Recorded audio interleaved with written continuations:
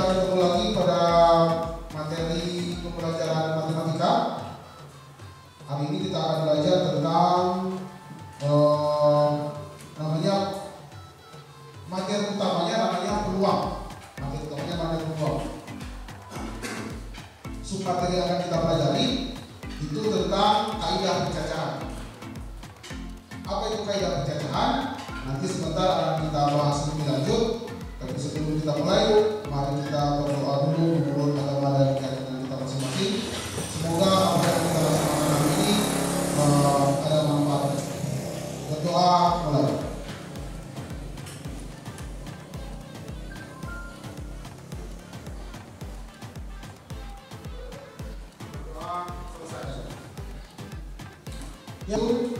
Itu yang dibahas pada kaidah pencacahan. Secara umum topiknya ada 4. Ada aturan perkalian penjumlahan, notasi faktorial, terus permutasi dan kombinasi.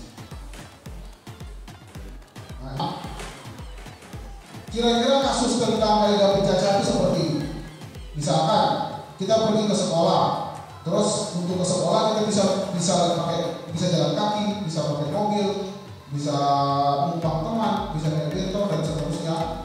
Nah, kalau misalkan mau dihitung ada berapa jalan kita untuk ke sekolah, itu salah satu kasus kaidah pencacahan. Atau misalkan begini, adik-adik punya 3 pasang sepatu, punya 3 pasang celana, punya 3 pasang meja. Nah, untuk mengkombinasikan antara 3 pasang sepatu, menghitung berapa jumlah kombinasi yang mungkin antara 3 pasang sepatu, 3 pasang celana, dan 3 pasang kemeja, itu juga merupakan ranah kaidah pencacahan. Nah, bagaimana cara menghitungnya, bagaimana cara memahaminya, sambil melihat betul, diperhatikan video yang akan Bapak tampilkan berikut. Oke? Banyaknya kejadian tersebut. Nah, untuk menghitung banyaknya suatu kejadian, ada beberapa cara yang bisa kita pakai. Ya, diperhatikan videonya, silakan. Yaitu yang pertama, metode pengisian tempat, filling slot, bahasa Inggrisnya filling slot. Metode pengisian tempat. Jadi kita bisa menghitung banyaknya suatu kejadian dengan menggunakan metode pengisian tempat ini. Nanti akan kita pelajari caranya. Terus yang kedua, namanya metode permutasi.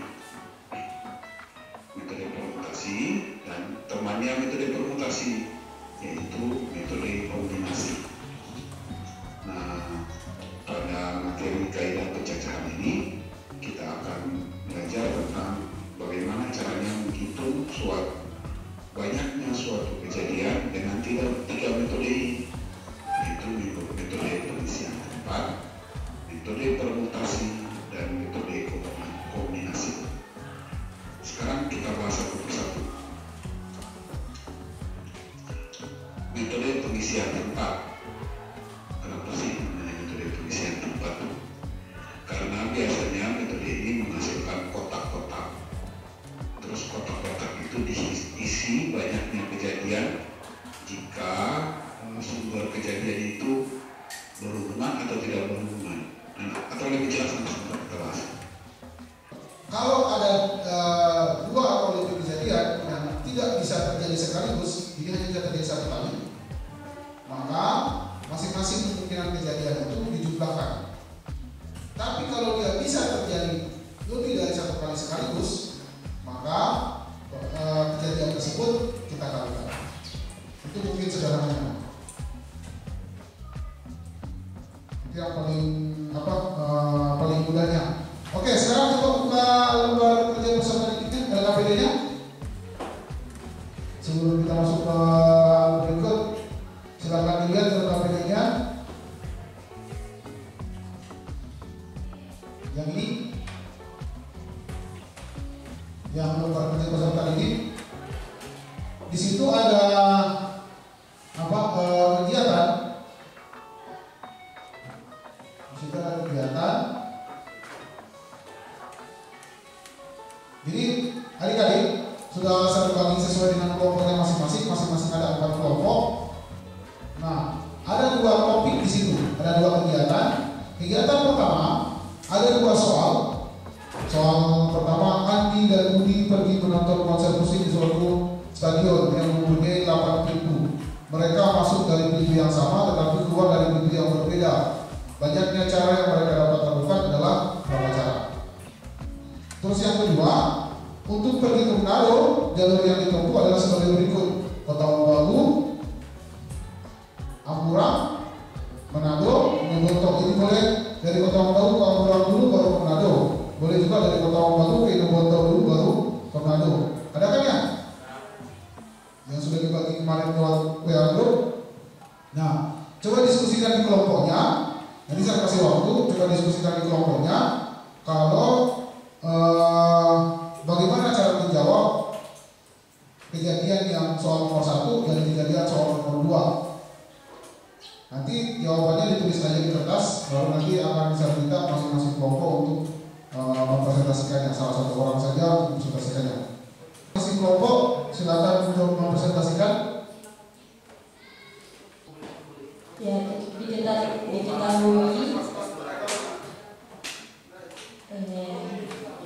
studio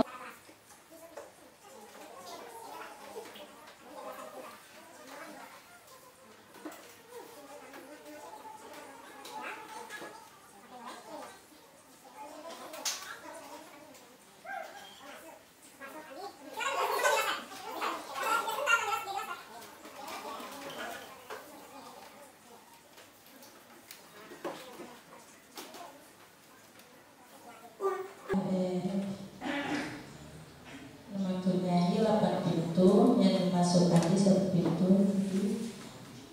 Jadi di sini yang masuk Andi dan Budi kasih 8 pintu. Ya. Lalu keluar kalau Andi masih 8 pintu, jadi sisa 7 pintu. Jadi Andi keluar di 7 pintu, tapi dipilih 1 pintu. Banyaknya cara dikalikan. Dan ini dikalikan.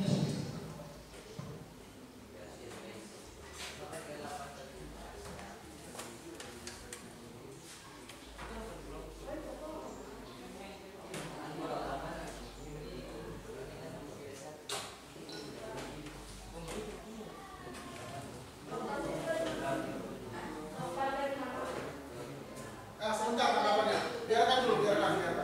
Oke, jawabannya. Ya, terima kasih atas kelompok 2. Jadi studio punya 8. Assalamualaikum warahmatullahi wabarakatuh.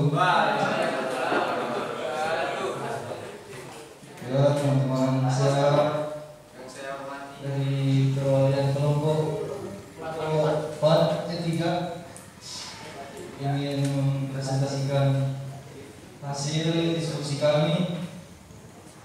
Ini pintu masuk kedua. Jadi dari pintu masuk, karena mereka masuk dalam pintu yang sama, jadi ada 1 pintu. Lalu setelah mereka keluar ada 2 pintu, karena keluar dalam pintu yang berbeda.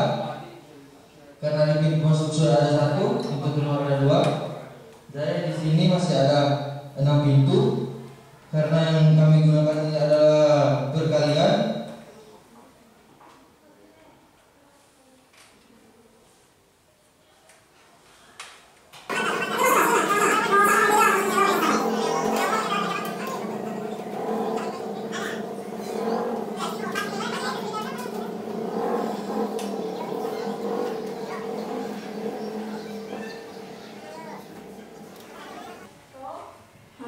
Dia cuma bisa beri 1 pintu keluar, 1 pintu masuk, tapi ada 8 kemungkinan pintu. Jadi orang tahu kalau dia keluar dari pintu yang mana, jadi tetap 8.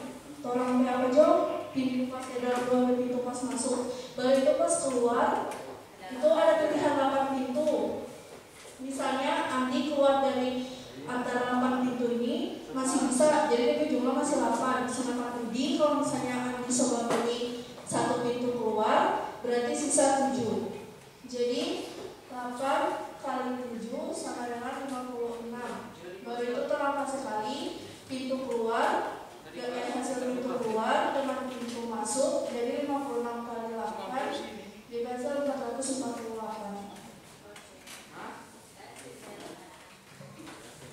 Oke, dari 3 kelompok tadi, 2 kelompok datang dengan jawaban dan alasan yang sama, 1 kelompok berbeda.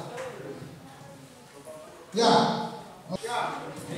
kita punya 3 jawaban yang berbeda, 336, 448 dan 12. Oke, mantap, keren. Ya, oke. Kita mulai dari tadi jawaban kelompok A, kelompok 2, 448 dengan alasan memilih karena alasannya Budi dan Andi pergi menonton konser musik satu stadion, punya 8 pintu. Mereka masuk dari pintu yang sama, berarti pintu masuknya boleh sama. Ada 8 pintu, berarti mereka masuk di 8 pintu itu. Boleh sama kan? Sama-sama. Masalahnya adalah dorang berdua itu harus keluar di pintu yang berbeda. Kok berimbang? Kan soal bilang begitu. Tetapi keluar dari pintu yang berbeda. Nah, berdua masuk dari pintu yang sama dan keluar dari pintu yang berbeda. Coba orang rekonstruksikan ya.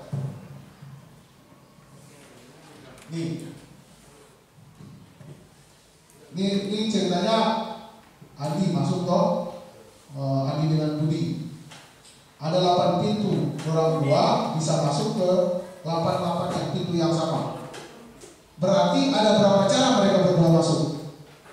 8. Ada berapa cara? 8 cara. Karena yang bisa satu pintu di antara ini. Berarti masuknya Andi dan Budi ada 8. Oke, kasus pertama. Sekarang keluar. Andi dan Budi itu harus keluar dari pintu yang berbeda. Tidak boleh ada pintu yang sama. Jadi kalau misalkan Andi masuknya 8, keluar Andi 8, keluar Budi 7. Tinggal kita kalikan 448. Itu kira jawabannya. Paham tidak? Oke. Ya, saya kira begitu pembahasan dari materi kita. Ini waktunya juga sudah habis. Nah, dari pembahasan kita yang tadi, kira-kira hal apa yang tidak ada paham? Sekarang telah bikin kesimpulannya dulu. Untuk memilih cara atau mengatur cara, kita bisa menggunakan kaidah pencacahan. Kaidah pencacahan yang umum itu ada 2 aturan, aturan perkalian dan aturan penjumlahan. Sebelum kita mengakhiri pembelajaran, tadi sudah, jadi bisa aja? Oke, mantap. Sebelum kita mengakhiri pembelajaran, kita berdoa dulu lah. Sebelum kita akhiri pembelajaran, kita berdoa dulu. Biar apa yang kita laksanakan hari ini ada manfaatnya. Mudah-mudahan ada manfaatnya. Berdoa mulai. Ya? Mohon